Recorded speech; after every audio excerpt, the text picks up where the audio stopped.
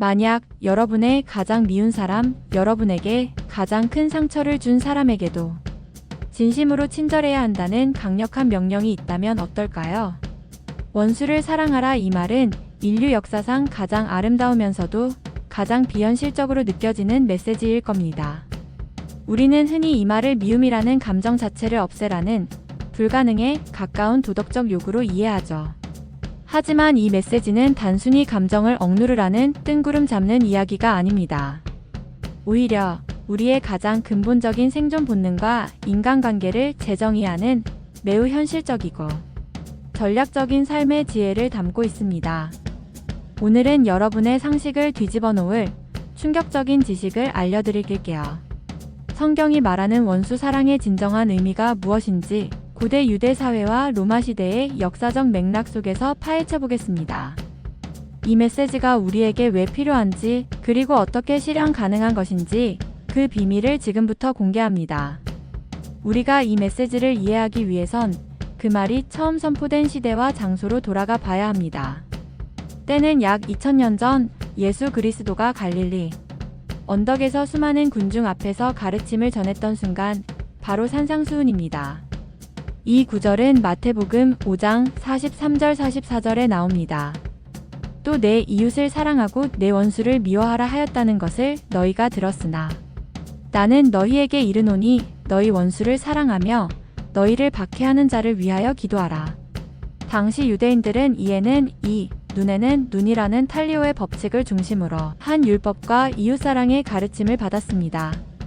하지만 원수를 미워하라는 것은 성경에 명시된 가르침이 아니었음에도 당시 랍비들의 해석과 사회적 관습 속에서 당연한 행위로 받아들여지고 있었죠. 그들의 세계관은 명확했습니다. 우리 편은 사랑하고 상대편은 미워하는 것. 이것이 생존의 방식이자 정의의 실현이었습니다. 예수의 명령은 단순히 도덕적 훈계가 아니었습니다. 그것은 당시 사회의 이웃과 원수를 구분짓는 모든 관습과 체계를 정면으로 부수는 일종의 사회혁명적 선언이었습니다. 이는 듣는 사람들에게는 엄청난 충격이었습니다. 마치 정의는 복수라고 믿는 사람들에게 정의는 용서라고 말하는 것과 같았으니까요. 자, 고대 사회를 잠시 상상해 봅시다. 국가의 공권력이 미약하고 법과 제도가 제대로 작동하지 않던 시절, 내가 누군가에게 피해를 입었다면 나를 보호할 수 있는 유일한 수단은 복수였습니다. 내 가족이 다치거나 재산을 잃었을 때 상대방에게 똑같이 되갚아주지 않으면 사람들은 나를 약자로 보고 계속해서 침범할 겁니다. 복수는 일종의 경고 시스템이자 사회 질서 유지 장치였던 셈입니다. 나를 건드리면 너도 다친다는 것을 보여줌으로써 더 큰 피해를 막는 생존 전략이었죠. 이에는 이라는 법칙조차도 무한 복수를 막고 피해를 입힌 만큼만 보복하도록 제한하는 최소한의 질서였습니다. 그런데 예수는 이 당연한 복수의 고리를 먼저 끊으라고 요구한 것입니다. 복수는 한번 시작되면 끝없는 악순환을 낳습니다. 내가 너에게 상처를 주고 너는 나에게 더 큰 상처를 주고 결국 공동체 전체가 파괴되는 공멸의 사이클이죠. 원수를 사랑하라는 메시지는 이 복수의 톱니다. 바퀴를 멈추기 위한 가장 근본적이고도 혁신적인 해결책이었던 겁니다. 자, 여기서 우리는 가장 중요한 오해를 풀어야 합니다. 성경이 말하는 사랑은 우리가 드라마에서 보는 로맨틱한 감정이 아닙니다. 이 구절에서 사용된 헬라어 단어는 아가페입니다. 아가페는 뜨거운 감정이라기보다는 의지적인 선택과 헌신적인 행동을 의미합니다. 여러분의 원수를 볼 때 가슴 뛰는 설렘이나 따뜻한 감정이 생길 리 만무하죠. 원수 사랑은 그 사람을 좋아하라는 의미가 아닙니다. 그 사람에게 좋은 행동을 하라는 의미에 가깝습니다. 즉, 원수가 잘 되기를 바라는 마음으로 행동하라는 것입니다. 구체적인 행동 지침은 바로 뒤에 이어집니다. 너희를 저주하는 자를 축복하며 너희를 미워하는 자에게 선대하며 너희를 박해하는 자를 위하여 기도하라. 이것은 감정의 변화를 요구하는 것이 아니라 행동의 변화를 요구하는 것입니다. 마치 협상 테이블에서 상대방의 약점을 공격하는 대신 그가 필요로 하는 것을 제공하는 전략과 같습니다. 그렇다면 우리가 원수에게 잘해주는 것이 우리에게 대체 무슨 유익이 있을까요? 이는 단순한 도덕적 선행을 넘어선 갈등 해결의 심리학적, 사회학적 전략입니다. 첫째, 상대방의 공격 논리를 무력화시킵니다. 상대방이 나를 미워하고 공격하는 근본적인 이유는 내가 너의 원수이기 때문에 보복이 정당하다는 논리 때문입니다. 내가 그들의 공격에 똑같이 복수하면 그들의 논리는 더욱 강화되고 복수의 고리는 더욱 단단해집니다. 하지만 내가 그들에게 선대하는 행동을 보이면 어떨까요? 로마서 12장 20절은 이 상황을 매우 통찰력 있게 묘사합니다. 내 원수가 줄이거든 먹이고 목마르거든 마시게 하라. 그리함으로 내가 숯불을 그 머리에 쌓아놓으리라. 여기서 숯불을 머리에 쌓는다는 표현은 복수심을 자극하는 행동이 아니라 상대방에게 깊은 부끄러움과 양심의 가책을 느끼게 만든다는 중동지역의 관용적 표현입니다. 원수에게 친절을 베풀면 상대방은 자신의 공격이 정당화될 수 없음을 깨닫게 됩니다. 내가 저 사람에게 이렇게까지 미워하고 있는데 저 사람은 왜 나에게 선행을 베푸는 거지? 이 질문은 원수의 마음속에 갈등을 일으키고 결국 복수의 무기를 내려놓게 만드는 강력한 힘이 됩니다.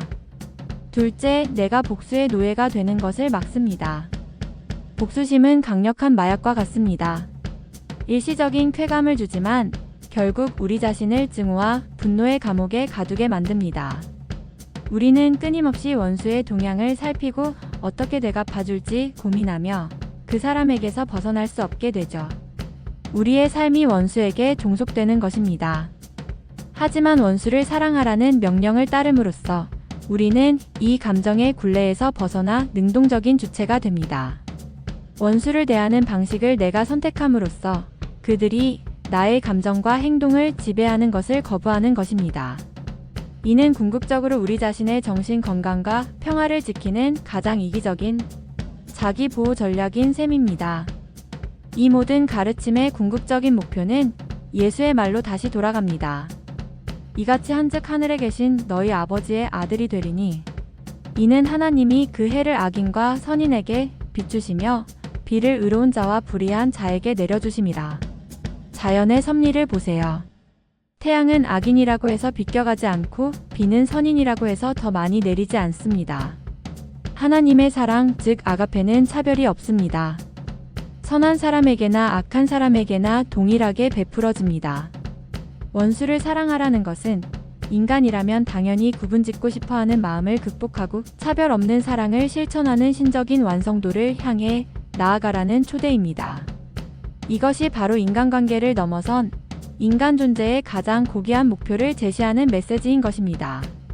단순한 도덕률이 아니라 인간이 신의 영역에 닿을 수 있는 가장 현실적인 경로를 제시한 셈이죠.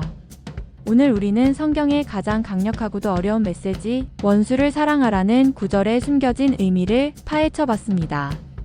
핵심은 이것입니다.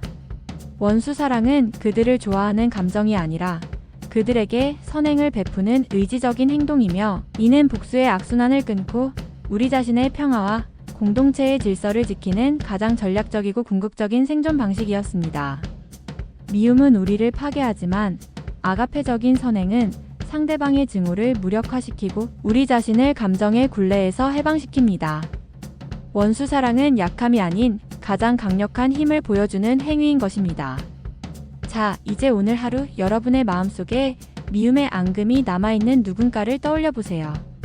그들에게 진심으로 다가서기 어렵다면 그저 그가 평안하기를 바란다는 작은 기도 한마디를 드려보는 것으로 충분합니다.